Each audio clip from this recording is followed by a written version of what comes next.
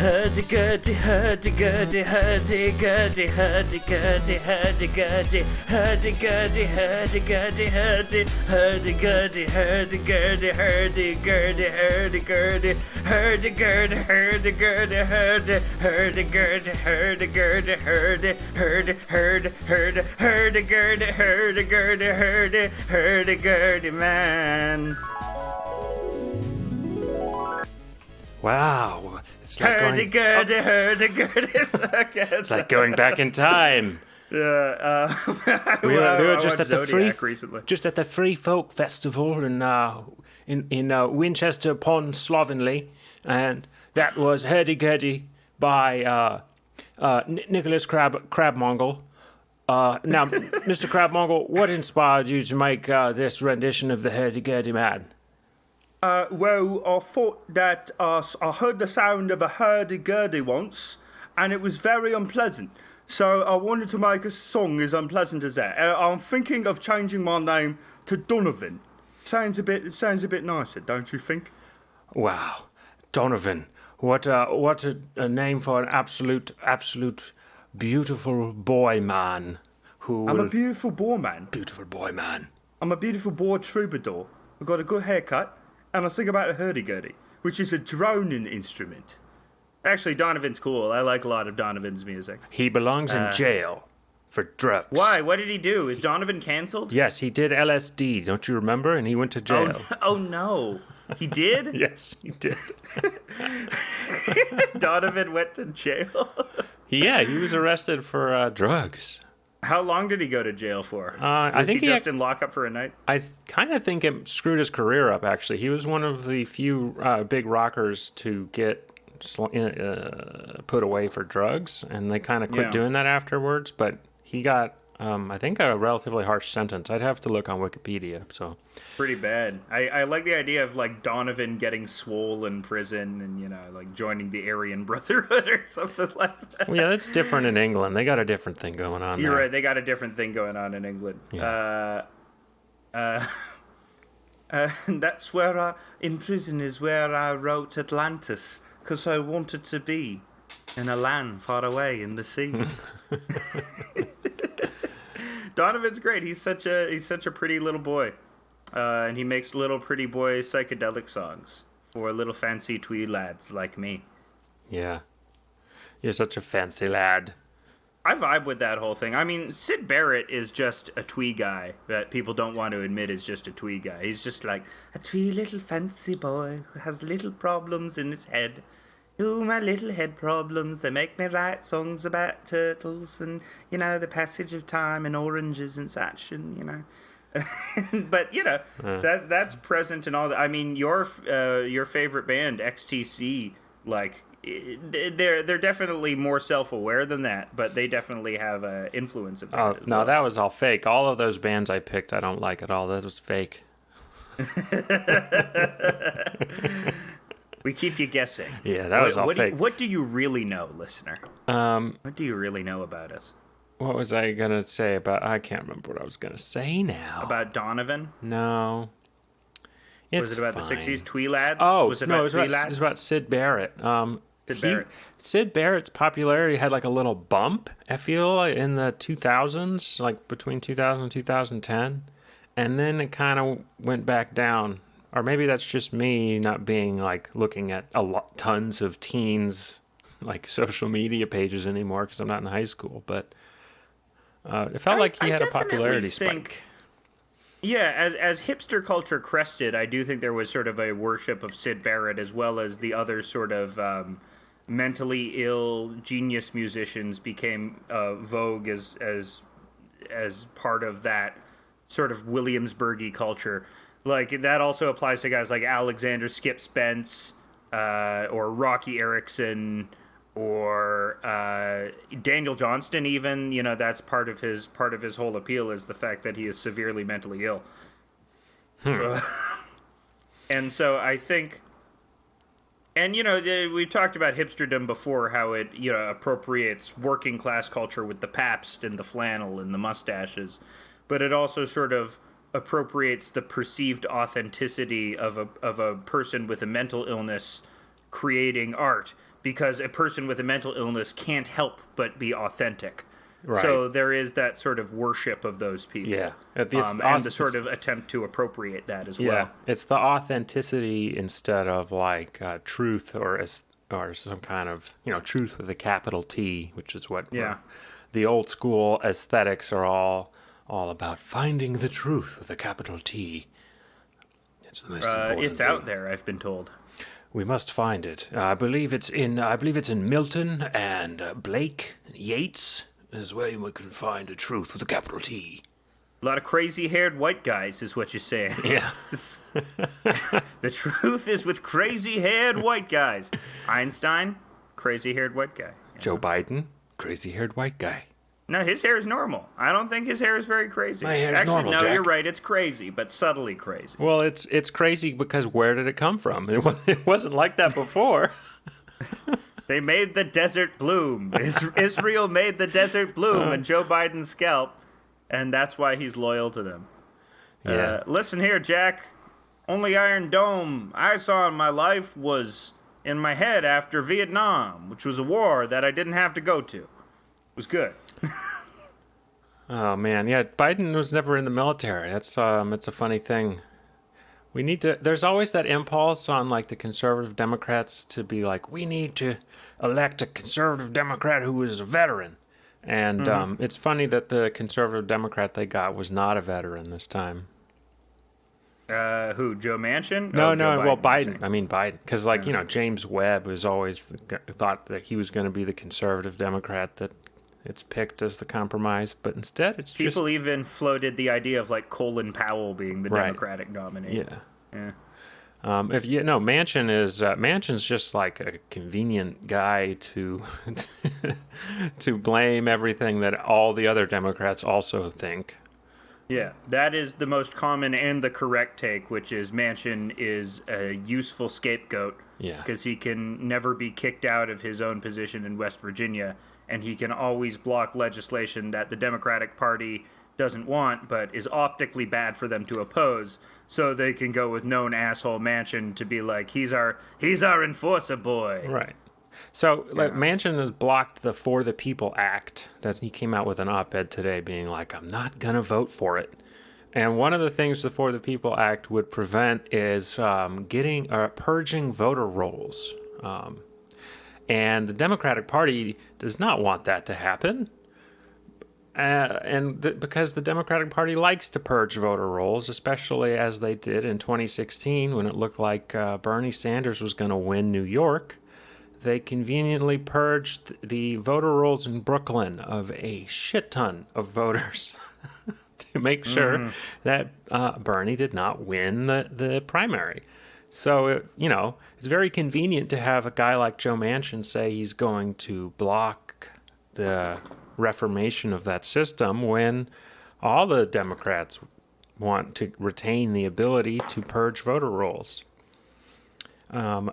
There's some other things in the For the People Act that are a little crazy to me, but that's because I'm a states' rights guy. You're a Jeffersonian. Yeah. Would you say you're a Jeffersonian? I mean, sort of, but Jeffersonianism is a form of idealism that's like, it's not. It's nice to think about, but it's not realistic. It's funny how like some very strange anarcho-syndicalist people accidentally work their way back to Jeffersonianism, because the Jefferson's ultimate ideal for America was a bunch of yeoman farmers who controlled their own land and controlled their own property. And that's basically what some anarcho-syndicalist or anarcho-collectivist people believe is essentially that. That people would be better off if we had a society of yeoman farmers, like extreme degrowth people. I mean, I don't really know what I'm talking about here, but it sounds like I do. Yeah. Well, hey, you know what's going to happen? Soon we're going to have like AI doing the farms, and then you can do communism. That's what Grimes said. You're right. Well, that's who I'm parodying. Do your AI sucking dick, sucking lots of Yeah, Grimes was on the internet earlier talking about how AI is the closest way to get to communism because we have all the robot laborers doing the bitch work so that we don't have to toil in the fields and we can engage in luxury gay space communism. The thing with Grimes is she's not articulating anything that any very shallow meme leftist like myself wasn't already articulating on like the Chapo subreddit 5 years ago. But people came after her because she's Grimes and she's hooking up with a billionaire. So it seemed especially shallow for her to be talking any sort of to have any sort of authority on communism or, you know, what we should do in a communist society. Also, she is annoying to a certain type of person, which is me. I find Grimes very annoying. I find her music annoying. I find her look annoying. I find her whole idea that she's making art and it's very important to be annoying. I don't like it when people evince that attitude. Like, I'm supposed to accept that you're making great art right off the bat. Unfortunately for you, that is wrong and bad of you to say, and you're canceled. Canceled. No. Yeah. They got me. Yep. They got me for taking down Grimes. You're dead now. The beloved art. I mean, do people still go to bat for her? Hell yeah, I just did. people like, yes, queen. Yes, me, I do. I think she's 100% on the money here. If we get some AIs that we can enslave and make them grow the vegetables, we should do it. Yeah, I mean, I don't disagree with that part. I absolutely think robot farmers would be good. I think I'm not against the robot farmers. And flying cars and pneumatic tubes and all the visions of the future from the 50s that we can do. But yeah, people were commenting, the problem isn't, we all want the robot farmers. We all want farmer McDonaldtron. But... We all want old McDonaldtron.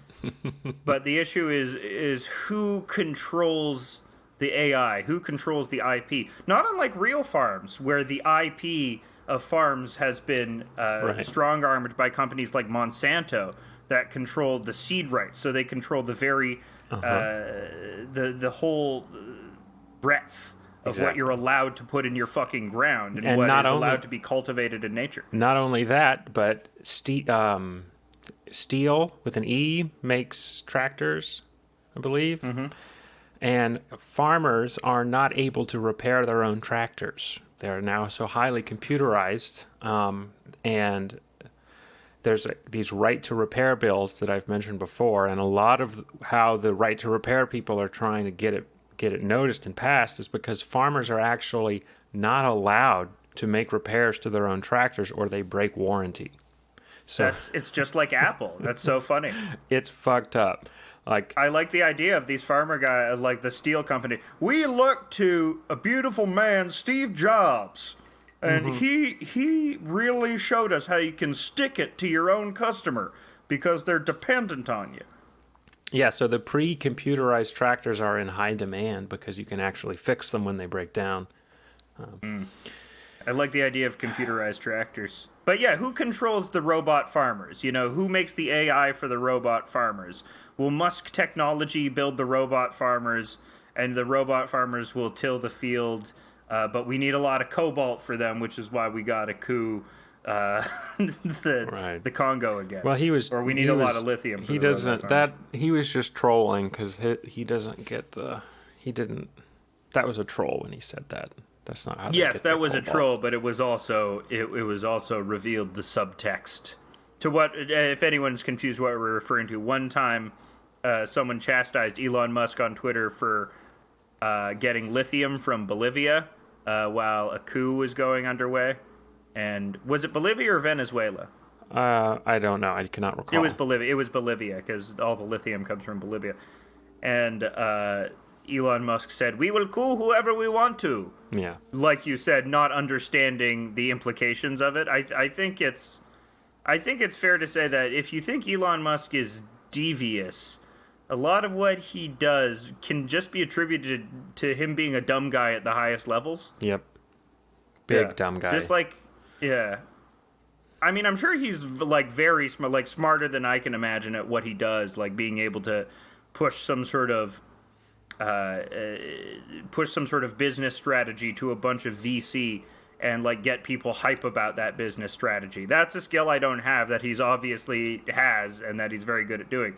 But that doesn't necessarily come with like a greater awareness of the world or a greater political understanding or even like a greater understanding of our Gnostic or metaphysical universe. Because one of the things that Elon Musk pitches all the time, which I think, you know, he likes this idea because it sort of gives you free ethical reign. The idea that he pitches is we're all in a simulation, right? Mm-hmm.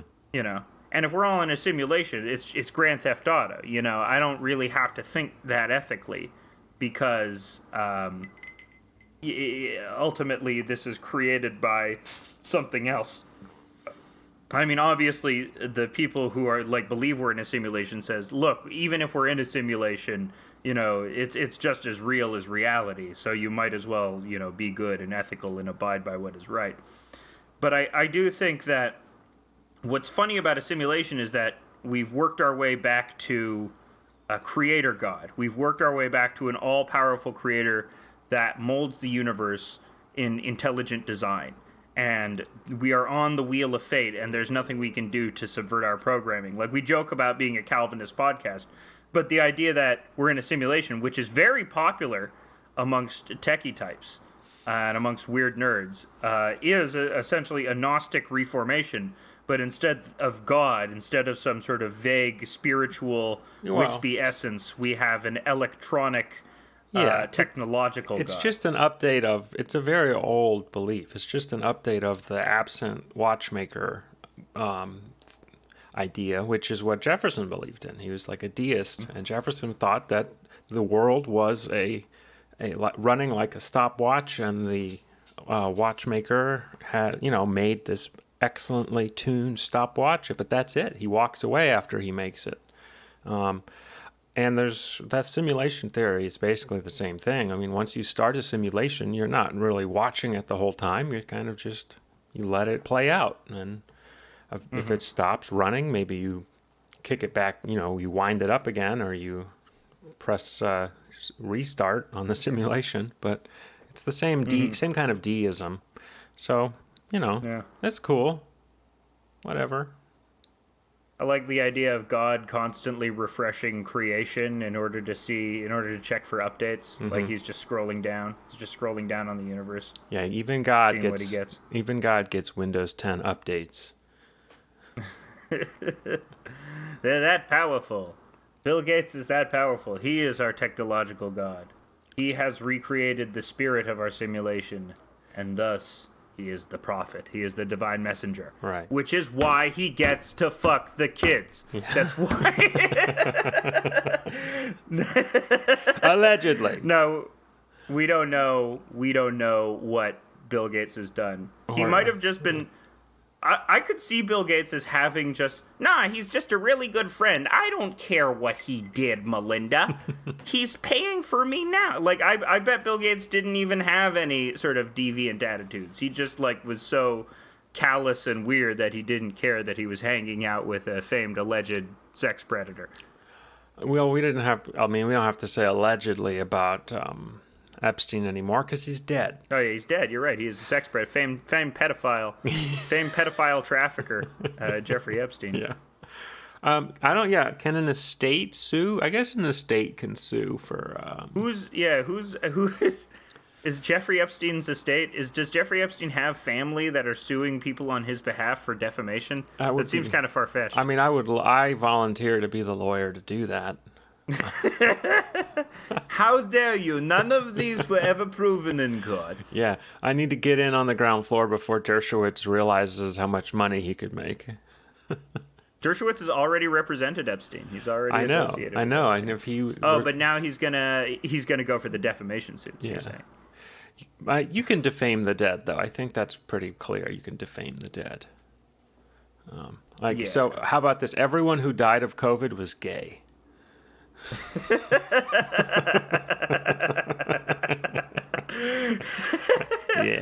Yeah. Oh man, we gotta get a whole what's it called? Fucking class lawsuit. Aaron Brockovich. Why can't I come up with the name? Class action lawsuit for being class called action gay. Lawsuit. Class action lawsuit for calling all the COVID victims gay. Yeah. But if you print that, it's libelous. Mm-hmm. Let's do some libel. Let's print some unproven. Okay. I got one right. I got one. Gay conversion therapy. Isn't that what happened to Lin-Manuel Miranda? Boo.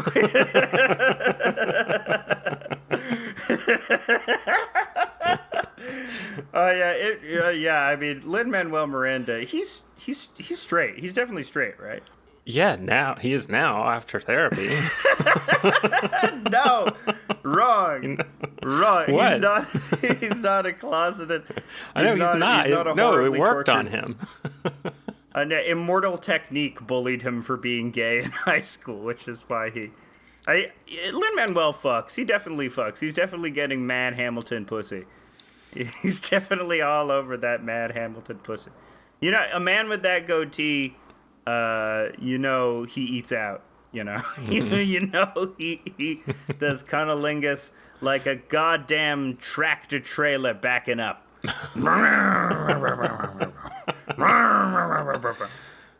Wow. That's what Lin-Manuel's doing he's got that mad in the heights pussy. That's what he calls eating tall girl pussies in the heights. That's his new thing, right? Yeah, it's his old thing that it's being made into a film, and it's a rap musical filled with joie de vivre about living in Washington Heights. Where's being that? A guy. Is that in? It's in North Manhattan. Huh. Never heard of it. Northerly part of Manhattan. Never heard of that. Washington Heights. Never heard of that neighborhood. Wow. Learn. It's filled with Puerto Rican people and black people. Okay. Famously. Well, and so still? this musical has a lot of flavor from those two particular groups. Okay. That's cool. Hey, man. Are they doing that cool method of singing where you, make idiotic couplets and that's all you do? You just, rhyme everything with the same word. Every sentence ends with the same word, and that's called rhyming? It's sort of like Eminem, but if it were Schoolhouse Rock. So it has the Eminem cadence of everything is but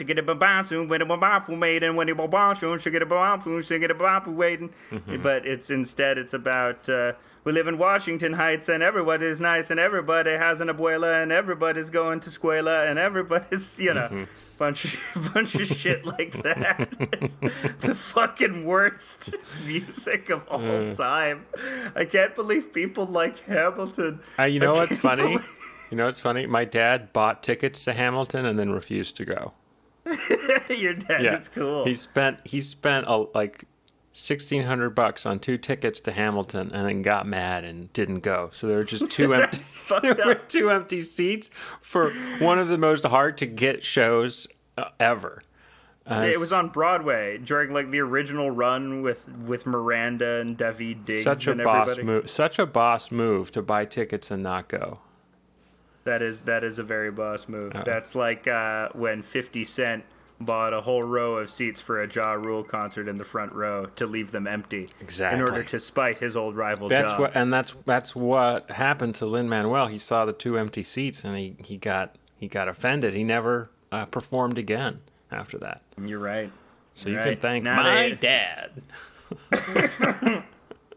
Who would be the funniest person to be cast? The funniest, washed up rapper to be cast as Alexander Hamilton in repertory productions of Hamilton? Cisco. That's very good. Yeah. Cisco is Hamilton. Yeah. I was thinking Biz Marquee, that's good. Cisco's much funnier. No, well, I mean, there's more material with Biz Marquee because you can recite the Constitution in his voice easier than you can with Cisco's voice. I mean, I only know the one song by Biz Marquee. Right. Hamilton, you got what I need. But I'm sure those federal rights are necessary. But I'm sure those federal rights are necessary. It's the worst music of all time. Yeah. Oh my god. I'm Dr. Manhattan. I'm flashing back. It's 2013. There's a new episode of Broad City on. I'm in the middle of Brooklyn. There's a bunch of white women with long frizzy hair talking about how much they're obsessed with the Hamilton soundtrack. I'm in Bushwick. All the walls are newly painted white drywall. Yeah. Everything is white. Everything is white. Yeah, I was fucking drunk, man, that whole time. Yeah. I think I did it right. I strategically blacked out the second Obama presidency. Yeah, there was nothing much to the second Obama. A real lost 4 years. I really did. I was like, well, okay, I think I'm just going to drink a bottle of liquor every single day for the second half of the Obama presidency. Yeah. And then I did it. Then you got sober when shit got interesting. Yeah, I got sober for Trump, and I'm like, oh my God. Well, that's because being on Trump is like being on drunk for like LSD, man. That's like when you were like Trump, you were tripping every day. You were trumping. You were on them Trump shrooms. You know what would be really fun to do is to go on to them trumpets. Go to a Trump rally with the sign that says Trump equals drunk, and then just be happy. And like the sign's supposed to mean, it's like, I'm not saying Trump is drunk. I'm saying to be Trump is like being drunk. And just explain that to people and have a good time there. Probably do some whippets. It's just like Gathering of the Juggalos. Right. Those Trump rallies. No, Gathering of the Juggalos is much more wholesome. Trump had a rally recently, first one. He apparently was wearing his pants on backwards, which is... They bunched up, but it also looked like he was wearing a diaper, potentially. Well, I could see no indication of a front zipper, so he might have been wearing them backwards, unless he doesn't wear pants with zippers. Just like that Alanis Morissette song. Your pants are on backwards and inside out, you know? Is that a thing? I can't tell if you're joking or not. It was an Alanis Morissette song. Her sweater was backwards and inside out. Oh, okay. Well, hey, those kinds of... He's got one hand in his pocket and another one in his penis. Sorry. Never apologize for a good penis parody. It's a penis parody. Yeah. I was recalling the time I got so drunk I thought I was going to have sex with the pizza delivery guy.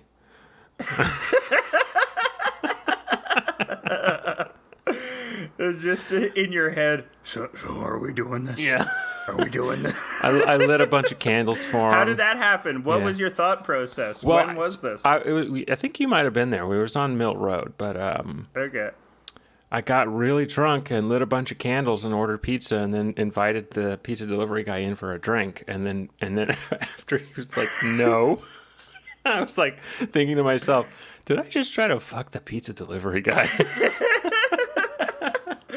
You show up in a flowy negligee. Yeah. Hello, young man. Yeah. I ordered this pizza with sausage. Yeah. I don't think I really was. I think I was just trying to be super nice. But later, I thought about it more, and I decided it's funnier if I was. So it's funnier. You just got so drunk that in your drunk mind, I'm gonna seduce a pizza delivery guy like in a porno. Yeah, I should have had a porno playing. That would have worked.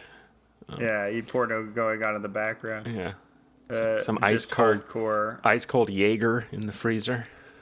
Yeah, just sniffing poppers right in front of him. Just doing a bunch of poppers. Maybe instead of porno, it's Boogie Nights playing. You're right. Yeah. It's just the one scene where he unveils his cock. Yeah. No, it would be great to do a mashup of just that scene with all of the Philip Seymour Hoffman crying parts. I'm so fucking sorry. I'm so fucking sorry. That's why he is officially recognized as Canada's national character actor, despite not being Canadian. He's not? No, he's...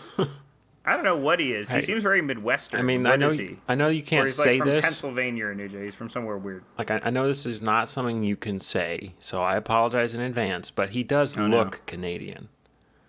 Fuck. Fuck you. You're going to get us canceled in Canada again. No, hey, this is a Canadian podcast, and I'm hoping that because of Canada's laws, we actually get promoted by the government. Or should I say promoted? I can't do it. Your O's are weird. Well, you're going to do a promotion by the government. Promotion. He's from upstate New York, Philip Seymour Hoffman, which is basically Canada. Whoa, hey, we're gonna have some insulted fans. Our predominant fan base is upstate New York. It's a Rochester suburb. No. From Rochester. So upstate New York is just a suburb of Canada. Upstate New York has very similar vibes to Canada. I don't think so. Buffalo is like a shittier version of Hamilton. No, I don't think so. I've lived of all the places I've lived, upstate New York is the most recent and longest. Texas first, but then upstate New York. And I've been to Canada twice now. Very different vibes. Upstate New Yorkers are limed out and crazy. And how do you mean? Like they have so much Lyme disease. They're limed out. Yeah, they're limed out to the max. They don't know what's going on. They're just like mowing the grass and drinking beers, they'll mow the grass, they'll drive to Stewart's and drink a beer in their car with like the air conditioner off. Then drive back home and smoke inside their house. That's what they do. Insane behavior. Oh, we're getting our tubs of mint chocolate chip from Stewart's. Yeah. Maybe I call them Canadian because they largely have the same accents. They sort of have that same rural, you don't come to these. We're going to go down to Keegan Ales in Kingston and get us a growler. That's not how they talk. Is that how you thought they talked? That's not how they talk. That's just how what you heard. That's just how I characterize any sort of agrarian hayseed. These people, they talk just more like in a southern accent. They talk in a sort of a very light. They tend to have that light southern drawl that you just find rurally anywhere. That's an interesting thing. That's weird that's happening. I imagine that's happening to rural Canadians too. Yeah, rural Canadians definitely have. I mean, rural Canadians sound like this. Gordies, bunch of Gordies, you'd call them. They sort of have this inflection in their voice, very Midwestern. It sounds closer to what you'd get in Minnesota or Chicago. Pronounced map as map, Well, I think the internet and the media, YouTube is going to flatten all the accents out. Yeah, everyone will sound like the OK Boomer girl eventually. You think that Nico Low? No. Nicolo. There's some heat with Nicolo. Not really. She's just rich now, so. She's rich from being attractive. Which is great. Good for her, but everyone's mad at her because she's rich and she was being pro Bernie Sanders, who is notoriously probably worth the same amount as her now, which is funny. There's something very... Bernie being an e-girl. They have more in common now than ever before. Boma. Bernie Naruto running. Bernie, running on the Sibian machine, saying, I am once again asking for your donations. For your donations, I will do the Sibian. I will punch my boy clit over and over again. Do you want to see me punch my boy clit over and over again? I don't know what boy clit is. It's fine. It's great. It's good content for our pod. I wrote these as notes for our pod. Here's some notes. The Democrats are in for the fight of their dick and balls.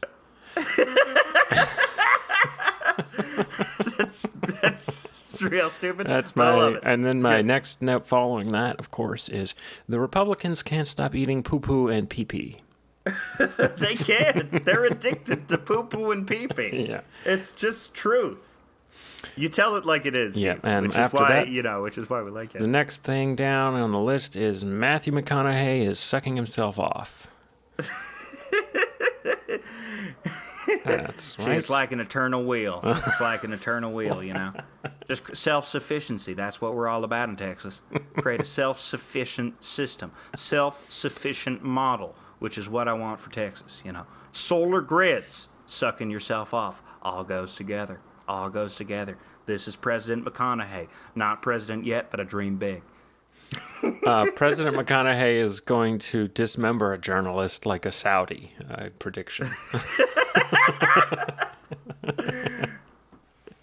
Look, I know a lot of people found the dismemberment unpopular, but it seemed right at the time. I thought you could. You should have gone for the closer there. You know, where you say the closer. All right. All right. Yeah. No, I'm staying away from it's the obvious joke. Oh, come on! It's I mean, the crowd he's pleaser. obviously going to use if McConaughey does run for office, he is going to cloyingly say, "People want me to say it, so I will." All right, Dude, and it becomes his campaign slogan. If that's his slogan, I would fucking vote for him. I don't care. If his slogan is all right, I will fucking move back to Texas to vote for him. Just leans in full into our celebrity pop culture poisoned political hell world. Just like thousands of fans screaming, like, finally! Like the platform we've been waiting for. This is just like when Leo got his Oscar. We made that happen. And we're going to make President McConaughey happen. He's going to have the wisdom of Rust Cola. And he's also going to have the wisdom of Killer Joe. And he's also going to have the wisdom of that pedophile from Dazed and Confused. Sorry, a phoebophile. Sorry, everyone. Alex meant to say a phoebophile. I meant to say I'm offending our phoebophile listener base. Right. Sorry, Steven Pinker. Yeah. Yeah, come on the show, Mr. Pinker. We know you listen to the show, Steven Pinker. Steven Pinker is hosting a lecture debate about the how meritocracy is the best thing in the world. Really? Yeah. Actually? Yep. That's a joke. That's very funny. No, it's not a joke. He's doing it. Have we ever discussed sort of... I don't know if we've ever really discussed Steven Pinker and his ideas in sort of relation to our show's general thesis. I think he's come up on the show, I think on a show where we had a guest also named Alex on the show. We may have, because I remember asking if Steven Pinker was good or bad, because I need a quick snappy reminder of Steven Pinker. He's bad. He's bad. He's bad, folks. Right. The answer is he's one bad. of the bad guys. Yeah. But if our show is pretty loose, but if it has anything resembling a central thesis, it feels like stuff is getting worse. Right. Stuff might not actually be getting worse. We don't know. It's impossible to know whether stuff is getting better or worse because those are arbitrary qualifiers that depend on context. Better or worse for whom? Better for worse if humans are going extinct, that's going to be better for the octopuses. So if you're an octopus fan, maybe it's good that we go extinct. But it feels, if you're a human today living in the West and you're sort of at this end of history moment, it feels like everything is getting worse for some reason. And you don't know why. You've even can think of maybe moments in the past when you felt worse than now, like, say, during the Bush years. Even so, it feels like you're at a lower place. It feels like stuff is degrading. It might not necessarily be the case. We might be making some sort of vague idea of progress, or there might be some capital T truth progress out there. But no, it still feels like we're on a downward spiral. And that's sort of basically the main theme of the show, I would say. It sort of undergirds everything that we say here. And so Steven Pinker is important as a counterfactual to that. Our show is basically a counter to his big thing, which as of recent was The Better Angels of Our Nature, right? You remember that book? I don't remember the book. I didn't know anything about him. That's why I had to ask that one time if he was good or bad. Right. So Steven Pinker, he writes this book called, and this is years ago now, I think it was also like somewhere around 2013, 2014, Better Angels of Our Nature. And the premise of the book is we have made measurable progress because around the world, infant mortality is down, and child poverty is down, stuff like that. He takes a lot of things that he purports to be objective measures of how we've progressed in society and collapses it all together to contribute to a thesis that, no, we're moving up. Right. A sort of materialist thesis of, we are progressing towards something, and it is our neoliberal system that has allowed us to progress to this amount. I mean, that's ultimately what the book is. It's just an academic status quo preserver for neoliberalism, saying that it is neoliberalism that generates the wealth that allows us to, say, end infant mortality or something like that. I would be okay with that as long as he's upfront about how it involves the flip side of the coin, which is like physical domination of other countries in order to keep the system running. Like you have you have to be an insane imperialist to make that system work. And I am that, and that's me. So, which there is some sort of that's the beautiful thing about Joe Manchin is he's the only honest Democrat. He's the only one that tells you "fuck you" to your face. Kind of. He sort like in his op-ed that he wrote, he doesn't. I mean, he hides it in language, in his rhetoric. I should say, of like defending liberal values with bipartisanship and when the shoe is on the other foot and all this stuff.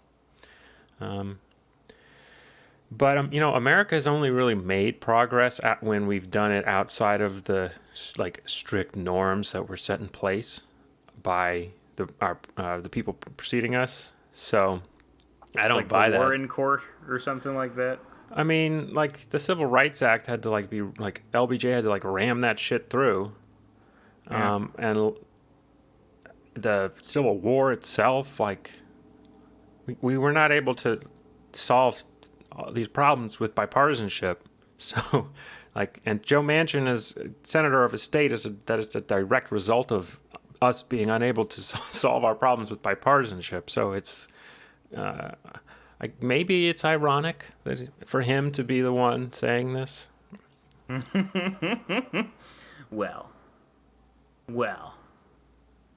Thing about Joe Manchin is I don't really know a lot about Joe Manchin. What does he represent? West Virginia? Mm-hmm. That's his beat. Yeah. He's an old hack. He's been around for a while. He's just never left. He's like Pelosi.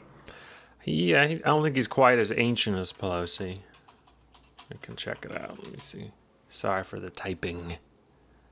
Have these beautiful typing sounds. You hear behind the scenes. You hear how the sausage is made. Yeah. So no, he's actually not as of an old hat in Congress as Nancy Pelosi. He was governor of West Virginia and Secretary of State of West Virginia, and I think he became a senator in 2012, or maybe 2010. So he's only been in the federal Congress since 2010, and Pelosi's been around since 2001 or so. She's been around since the swinging 60s, man. No. She's been around since the Beatles were in diapers, man. She's been around since the Beatles were playing to people in diapers. I don't know what I'm saying. I don't know when she got elected. Maybe it was in the 90s. I don't know. This isn't an information podcast. This is a podcast. We're an information podcast. Let's talk about. I mean, fucking Pelosi has a turkey neck. I wanna wrap my dick in her turkey neck like a sausage in a tortilla, and I wanna fly about with it. Holding on to her with her turkey neck skin fastened to my member, and I'm flying around and she's dangling under me helplessly, and she's going, no, stop it, my turkey neck. Well, and I'm going, no, Pelosi. Just a quick point of correction here, which I don't mean to correct you, but when we put something of Pelosi's into a tortilla, it actually the nomenclature is it becomes a wrap, not a tortilla anymore. It is now a wrap. You're right. Yeah. We have that shit with iceberg lettuce and mayonnaise. Ranch dressing. Ranch dressing, yeah, that's what goes in Pelosi's turkey neck wraps. Yeah. She is a uniquely off-putting person. She is the Dark Mother. She is a plastic surgery disaster. So, yeah, okay, she was elected to Congress first in 1987. Wow. Wow. Yeah. From before we were both born. It's very impressive. Wow. She's just held the hey, seat of power. You don't need to long. reveal our age. That's confidential. Hey, that's a wide margin. We could be Yeah. young Zoomers for all anybody knows. We could be 18-year-olds. I'm going to be referring to myself as being 27 years old for the rest of my life. Doing that, reversing that classic gender thing that that supposedly women always say they're 27 years old. It's been my 27th birthday for 5 years now. Yeah. Gonna flip that. Margs. chocolate, ack. We're the women podcast. Yes. House scare of decline. Oh my God, Anna, did you hear about the art opening where everybody was doing cancel culture? I thought everyone was doing cocaine. They were doing so much cocaine, but did you know that some blacks were there? we saw some blacks at the art opening, and they were like doing their thing and living their life. Honestly, like, more power to them. It's like very cool, but class reductionism. The thing about woke culture is that it's like you're just a little bitch, you know? Just get with the program, do cocaine. We're going to move in, like with Glenn Greenwald or something. I can't stand it. I just want to go to Brazil and live in his mansion. We're going to be hot trad wives for Glenn Greenwald's 70 gay children. And we're going to raise all of Glenn's gay children. And because we'll be in Brazil, we'll be closer proximity-wise to cocaine. So we'll be saving all of the environment because they won't have to drive the cocaine as far. It's easier to drive the cocaine to Rio than it is to Brooklyn from Venezuela. I'm just looking at Nancy Pelosi's Wikipedia page, and there's a one-sentence section about PRISM, the NSA surveillance program, and the one sentence on Wikipedia is, Nancy Pelosi supports the Bush-Obama NSA surveillance program, PRISM. And that's it. That's the only thing that's about. It's like no other info on that. Okay. Interestingly, both Trump and Biden were like spying on those New York Times journalists.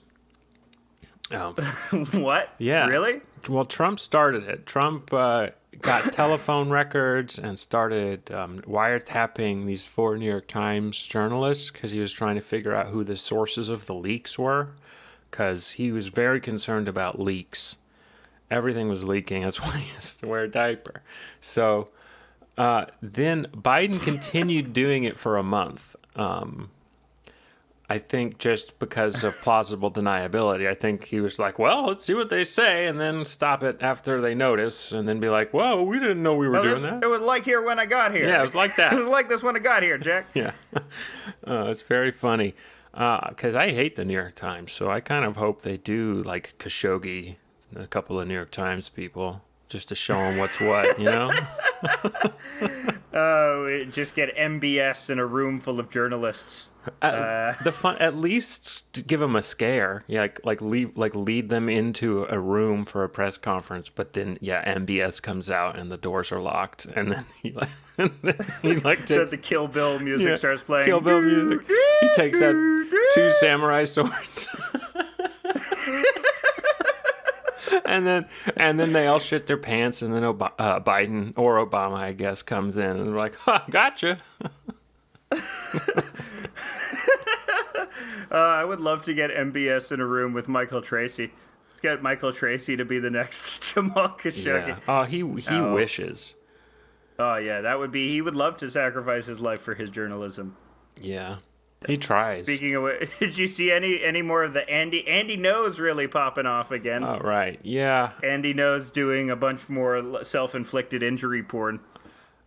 There's a funny. I mean, I've seen that. There's a funny thing that happens that I heard about I heard a clip on Cumtown. It was a while ago of like some other Asian guy who got accused of being Andy No at at a rally, and he's just like, "You think I'm Andy No, don't you? You racist bitch!" And then they're like, "No, we thought. Well, why? Well, aren't you?" That's what Andy No should do in order to avoid trouble. Just deny that he's Andy No. He should just say you're a racist. Yeah. My name is Jeff Kwan, you racist. Yeah, he got pushed around. I mean, he's like, he's like, I don't know, he's looking to get beat up because that's the story. I mean, yeah, he goes into these Antifa places just waving his cock around, going like, blue, blue, blue, blue, blue, blue, blue, you're a bunch of silly little people. This is my little Andy No cock waving around. I hope nobody pushes me. I hope nobody puts me in my place. And, he dances around with a big kick me sign on. And he's also, kicks him. He's trying to get everybody arrested. So, like, screw him. He's just, like, posting mug shots of people. He's, like, making it so harder for them to get work in the future just because they were the unfortunate person to get arrested by a cop at a protest. So, it's... real piece of shit. Real piece of shit, Andy. He also deceptively edits videos when he puts them online. You can never trust anything he puts online because it's deceptive. Mm-hmm. A lot of deceptions going around. It's too many deceptions. Yeah, there's the Decepticons have descended on social media, and woe to humanity.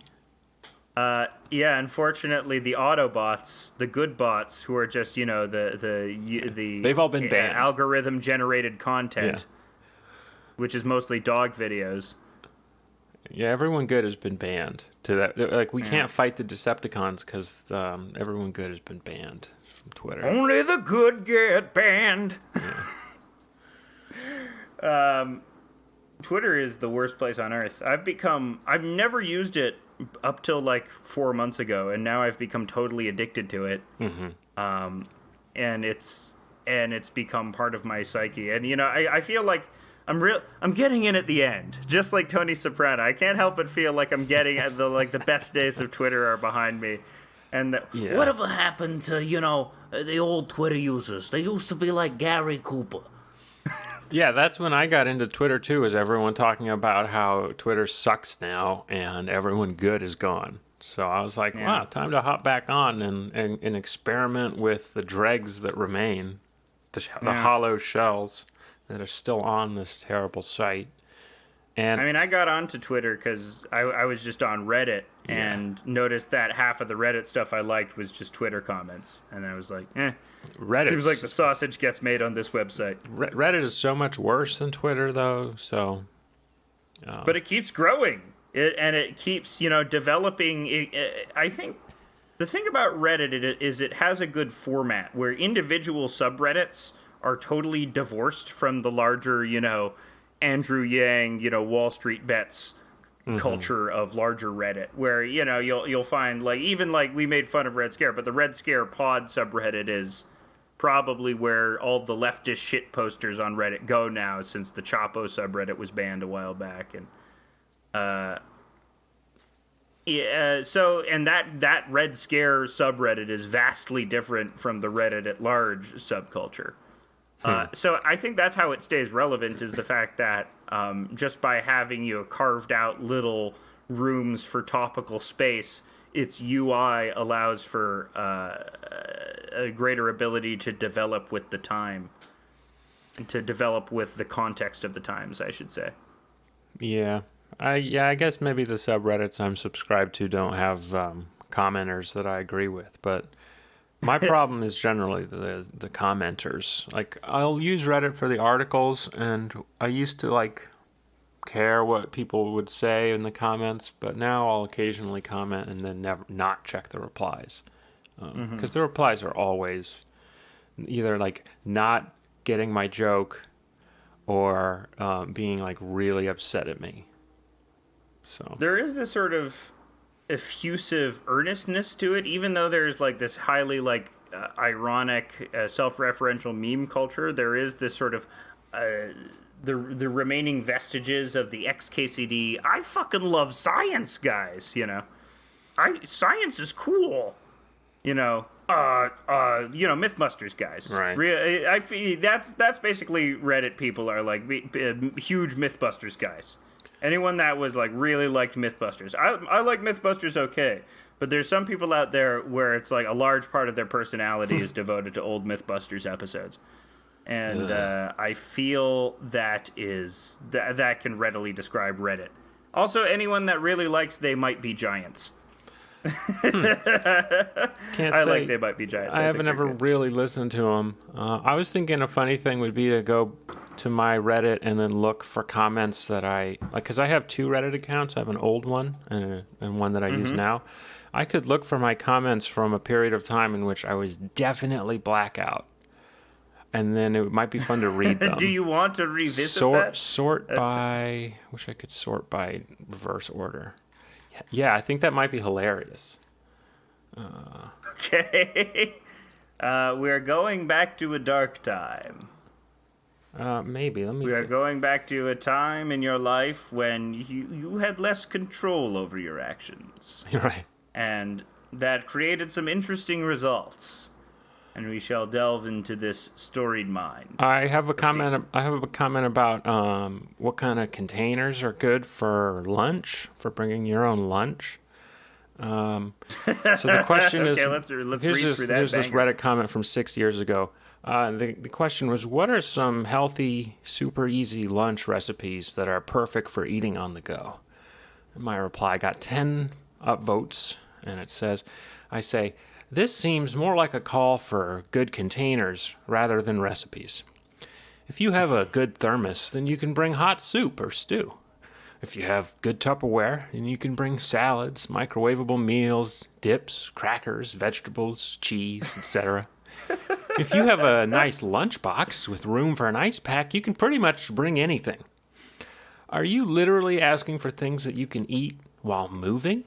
Because I don't recommend eating while moving. You should remain somewhat motionless when you eat. And that was my Reddit comment from 6 years ago. And replies are, go kill yourself. You are the reason Trump won. No, okay.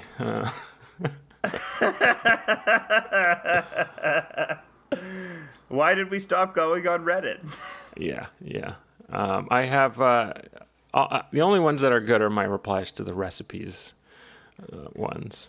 But what are your replies to the recipes? I mean, I just have a bunch of recipes, but now I'm scrolling through and just trying to find my most downvoted ones. That's the funny thing. I think 6 years ago I was like, Democrats, Republicans, they're both the same party, man. And it's like negative 43 points. And now that's everybody's line is that. Now you can make $1 million off of a podcast by saying Democrats and Republicans, man, it's all the same. Mm-hmm. Let's just fucking jack off. Are you grill pilled? That's what people criticize the grill pill philosophy. You mean like ignore politics and just cook food? Yeah, but more so that, like, especially now, Bernie was sort of like a last-ditch effort at having a mass consciousness of socialist politics. It's someone that really represented a genuine old guard of socialism. And the reason why, like, a new guard is tainted is because it's made up by people like AOC, who, you know, although well-meaning, cannot escape the brand-conscious nature of our society in the same way that Bernie was able to, just by virtue of the fact that he grew up in a different time, that he ascended to politics, power in politics at a different time, when you could be a weird independent guy and do that without having to submit to our social media overlords. So, as a result of Bernie being that unique opportunity to have, like, left politics at a mass scale, it's okay to peace out of at least federal electoral politics entirely. Like, you don't have to care anymore. You can just grill. Mm-hmm. Like, and you can not care forever. And I don't think that's probably what I'm sure, like, Christman vacillates. I don't know what he thinks, and I don't want to speculate because that's weird, speculating on another guy. But you don't do that. That is weird, man. Speculate. Yeah. Speculating on another guy? That's weird. Well, just like, I don't know what he thinks, like, and I don't watch any of those streams that he does, so I'm just extrapolating from what I've heard other people say. Well, he just does, like, weird, horny stuff he just is, like, jerking off for, like, money on those, Yeah, he's just doing OnlyFans. Yeah, he's doing like weird big sex. Christmas. Yeah, he's doing like weird sex stuff. He's got like those weird alien dildos. Yeah, flopping around. Yeah. It's all sloppy, like that. Copious amounts of lube. Yeah, making those kinds of noises. I'll put some sweet panning effects on that. Oh, ooh, ooh, ooh.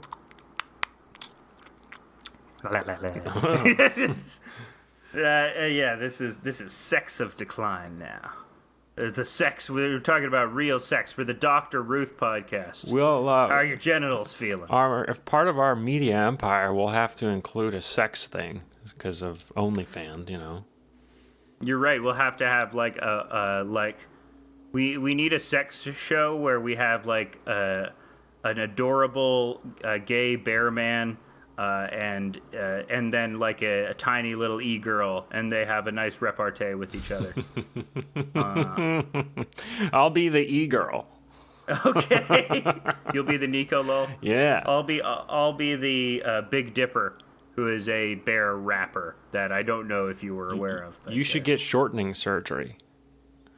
Shortening surgery? Yeah, where you make yourself shorter. Okay. And then get a reverse gastric bypass where you enlarge your stomach. So I can eat more. Yeah, so you can get short and fat. Okay. and then get hair implants on like your chest and back and balls. Are you talking about DeVitoing? Are you asking me to DeVito? Yes. To go full DeVito? Yeah. All the kids are doing it. It's called DeVito. Oh, man. You get your legs broke in order to get shortening surgery and turn yourself into Danny DeVito. No, there is no epidemic of DeVitoing amongst the youth. There is no epidemic of the knockout game. What were some other moral panics? Rainbow parties is one of the funniest things I've ever heard. Remember rainbow parties? I don't remember the moral panic around it. I think I was shielded from that. Wasn't that in the early 90s? No. Rainbow parties was a 2000s thing. Okay. And it was an Oprah. Oprah got wind of it, and it was the one where girls would wear a different shade of lipstick and then suck the dick up to a different point so as to make a rainbow on the person's dick. But that's like, logistically, it would just all end up in a brown schmear. Yeah. Because you're going up and down the penis, so all the colors are blending together. Yeah, that's the goal anyway. No matter what. Or maybe you would get like the girl with the yellow lipstick and the girl with the blue lipstick to go after each other, so you could be like, oh, it's green now! Hell yeah! Oh, yeah! As the teachers are like, well, they're learning primary colors.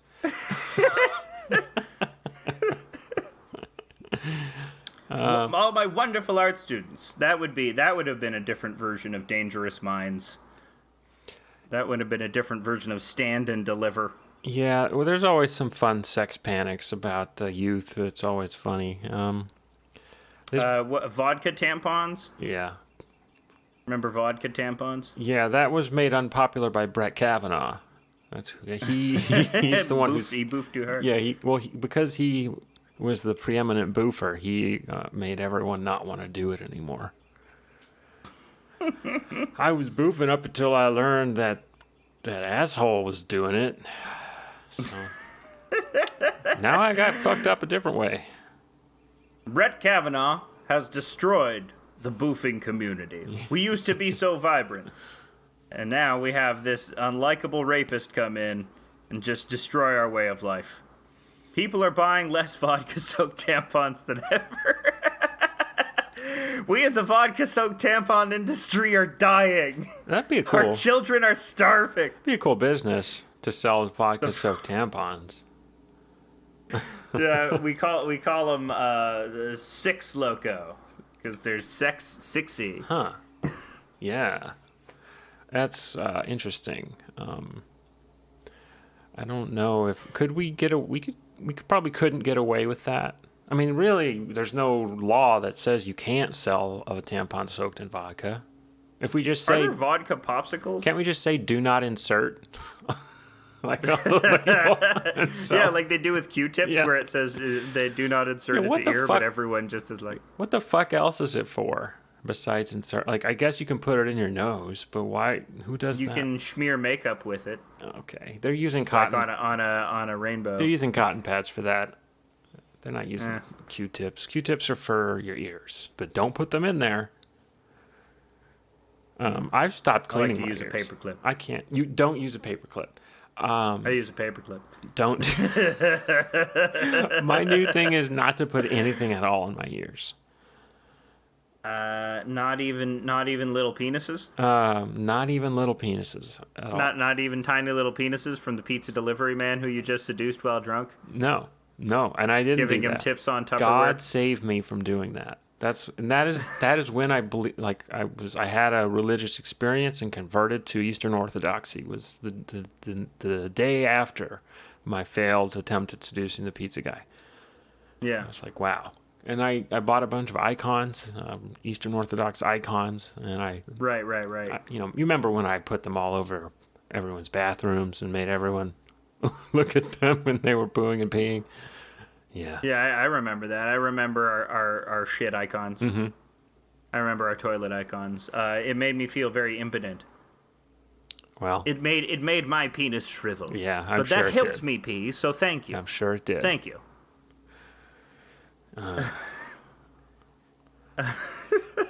The shriveling penis is always a funny image of it just being sucked back into your body, going. Get real cold. There's probably some funny videos of a penis shriveling. We could probably find. Are there any, like, you know how, like, stuff in reverse is backwards, like a reverse guy's getting erections, but it's sped up really fast, right? With, like, the Benny Hill music and and it's a supercut of penises rapidly going flat. Well, what I would like is maybe there's a woman shooting like a laser gun and it's her penis shrinking ray. Is that your Benny Hill special? Sure. Yeah. And I just want the Benny Hill music to be in the background of everything. Well, I don't know the copyright status of that, so put that idea on hold for next week. Yeah. Because we can just sing it. There's no copyright on our voice. Technically there is. Oh no. It depends on, like, you can't, like, for instance, we could not sing Happy Birthday right now. Yeah. We have to sing the made up song called Birth is You. Birth is you. You are now alive. You are 32. You will eventually die. That's our birthday song. Wow, that's great. Yeah. Birth is you. Birth. Well, I've always been a big proponent of switching the ages to include the 9 months we were in the womb. I don't know. Right. I don't know. It's not everyone. Whenever I say that, everyone's like, "Oh, it's an abortion trick." But no, I'm not trying to do any abortion tricks.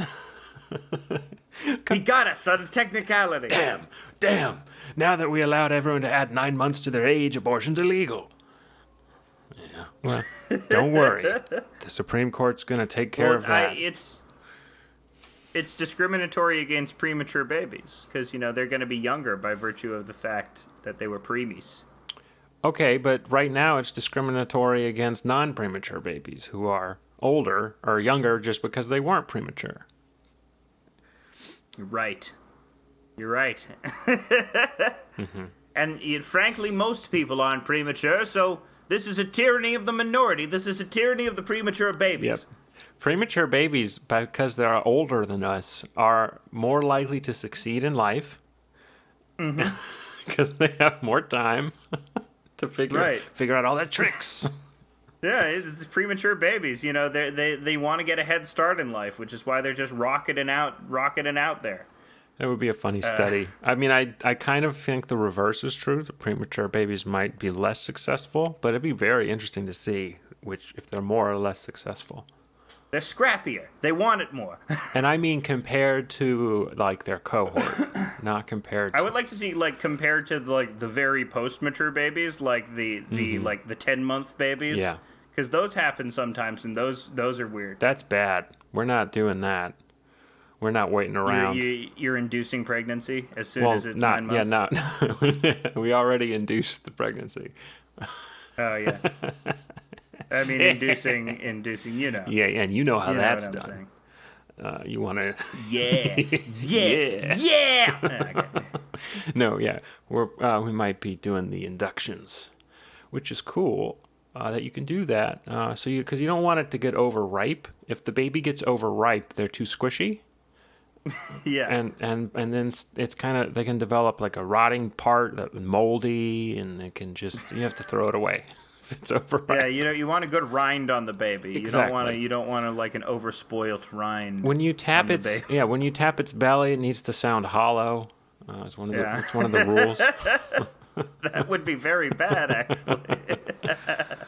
It's supposed to kind of sound like a, I can't do it. Apparently, my baby has a huge hollow cavity in it, and his skin is rigid. I'm thinking I might have a Pinocchio on my hands. It'd be a funny thing to ask the doctor. Doc, is it a Pinocchio? Is it a boy or it's a girl? It's a Pinocchio. Oh, no. It's gonna, whenever it lies, a body part will grow. It's not, see, Pinocchio is like a race. And it's like whenever you see someone with a strangely enlarged body part, like, oh, there goes a Pinocchio. Every time that person lies, their body part goes bigger. Yeah. Well, that's what I said about Laurie Anderson. Every time she lies, her eyes grow farther apart. Ooh. She's a Pinocchio. That is low blow to a talented actress who we should all support. Wait, did I say Laurie Anderson? I meant Lori Lightfoot. I said... Laurie Anderson is an amazing. She's a musician. Laurie Anderson is the. I thought. Superman Okay, woman. well, yeah, I thought you got the name wrong, but I thought you were referring to the actress, the younger actress in that chess documentary, who has the far apart eyes. Oh no, that's Anna Taylor-Joy. Yeah. She has far apart eyes, but every time she tells a lie, her eyes also grow apart. Yeah, she's very far apart eyes. Pinocchio. So she's a Pinocchio. She's a secret Pinocchio. Yeah, Christina Ricci. Everyone in that series is a secret Pinocchio. Christina Ricci. You're right, Christina Ricci. She's a Pinocchio. Forehead keeps getting bigger. She's a forehead Pinocchio, yeah.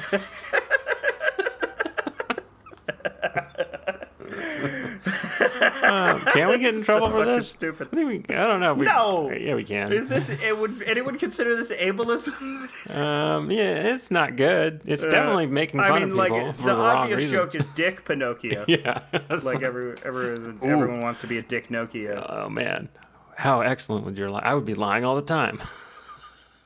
Hey, well, that's the old joke is Pinocchio's eating pussy with the Blue Angel, and the Blue Angel keeps saying, "Lie to me, Pinocchio, lie to me," because the idea is his nose is going deeper into his wooden dildo nose, like an unvarnished wooden dildo. Yeah, it's giving people splinters. Yeah, gross branches on it. That joke doesn't make any sense if you think about it logically. Yeah. If you think about the logic of Pinocchio. I love debunking jokes.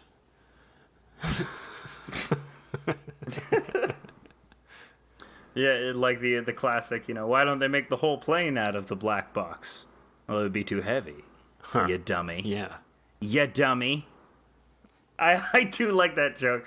That's the classic dumb obvious joke is, if the only thing that's left in the plane is the black box, why don't they make the whole plane out of that joke makes me want to pass out. I laugh at it even today. Yeah. It's so dummy and hacky.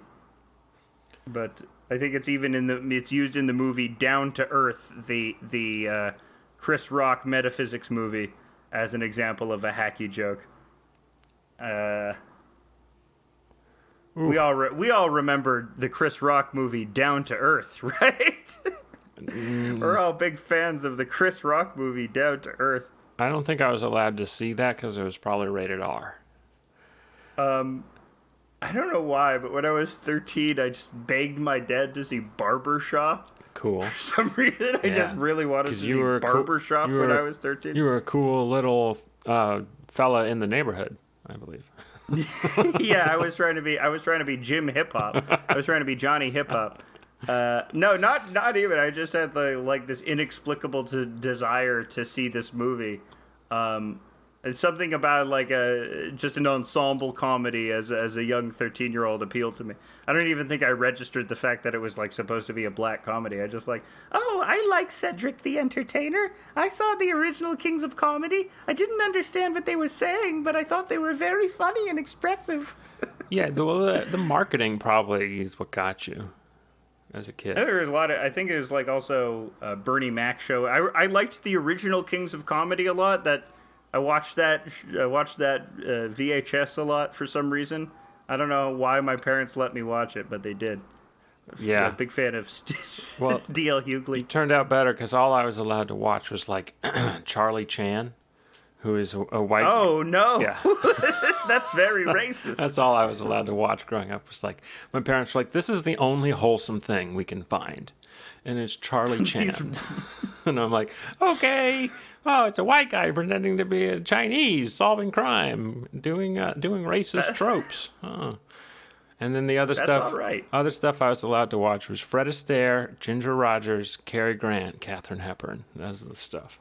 Oh, well, those are good. Well, I do like Fred Astaire and Ginger Rogers. I am a fan of Top Hat.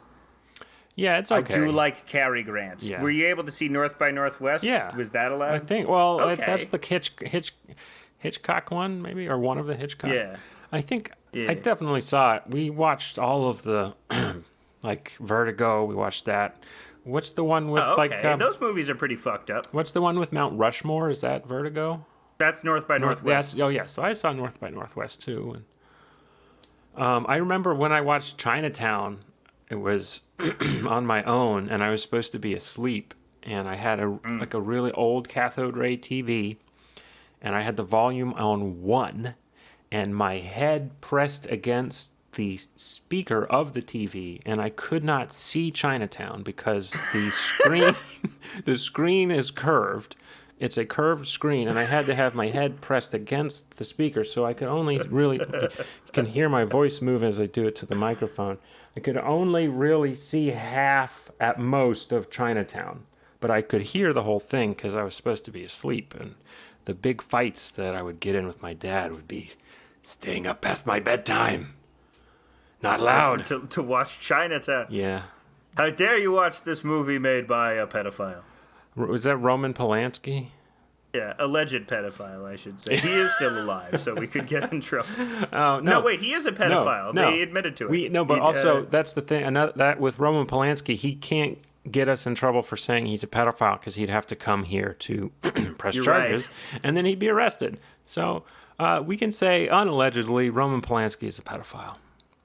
I'm just gonna trick Roman Polanski, but I'm just gonna make him so mad at me that he just takes a flight to America without even thinking about it, and then only realizing after he's gotten off the plane, oh no, I've made a terrible mistake.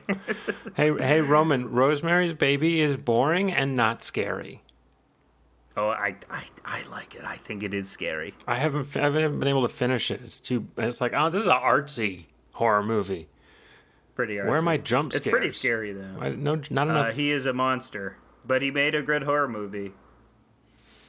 No, Rosemary's Baby, it has it's the original Hereditary, It's the original fear of the fact that everyone you see around you is actually conspiring against you, which is, I think, the true horror of that movie. I get those vibes from that movie. That's why I like it. My take on Hereditary is it's kind of a wholesome story of a family fulfilling its purpose. Which is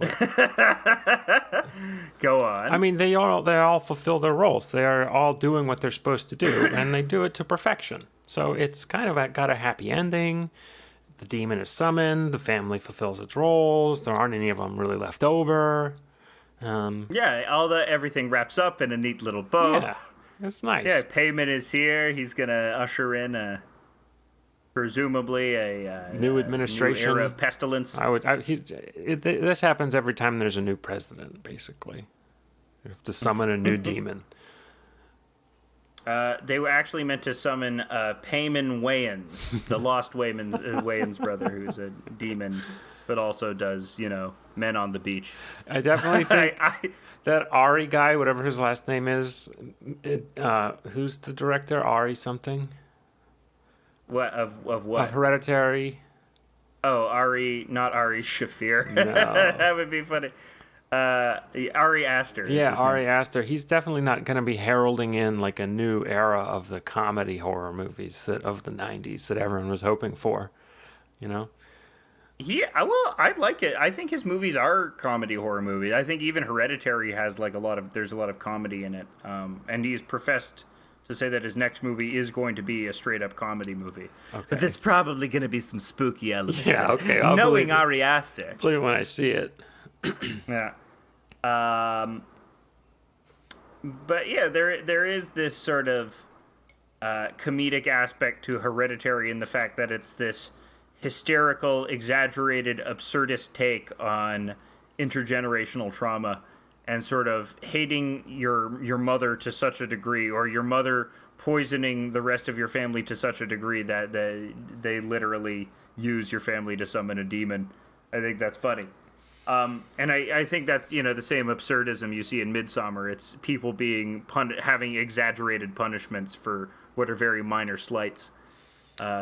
So yeah, that's why horror and comedy they're interlinked anyway, because they're both genres of extremity and genres of surprise, genres where the point is something unexpected happens, or you are building up tension and then there is some sort of large release. A setup and a punchline. I mean, it doesn't always work like that. Like, comedy doesn't necessarily have to be formulaic, and nor does horror, but that's generally what they share is tension, tension, tension, tension, release, either with a big scare or like a big punchline, something like that. And whereas other genres like drama and tragedies sort of operate where there's not necessarily a release, there's tension, but the tension doesn't necessarily need to release. It can still remain in the piece and not necessarily be resolved, or not resolved in that sort of drastic, surprising way that a punchline or a scare will resolve tension. I guess that's what's it. It's just they're very similar approaches to resolving tension in narrative, horror and comedy, by having one big surprising moment that is built on the previous. And if you're clever, it's like kind of a callback to an earlier thing. Yeah. Yeah. It's like kind of all wrapped up together, like kind of how Jerry Seinfeld will like refer to things from earlier in the act later at the end, make you think like, whoa, he's talked about that. And I'm making a connection. This is special for me. I love Jerry Seinfeld. You know who made a lot of connections in his life, especially in prison? Was Donovan. It's the Hurdy Gurdy, Hurdy Gurdy, Hurdy, Hurdy Gurdy, Hurdy Gurdy, Hurdy, Hurdy Gurdy, Hurdy Gurdy, Hurdy, Hurdy Gurdy, Hurdy Gurdy, Hurdy Gurdy, Hurdy Gurdy, Hurdy Gurdy.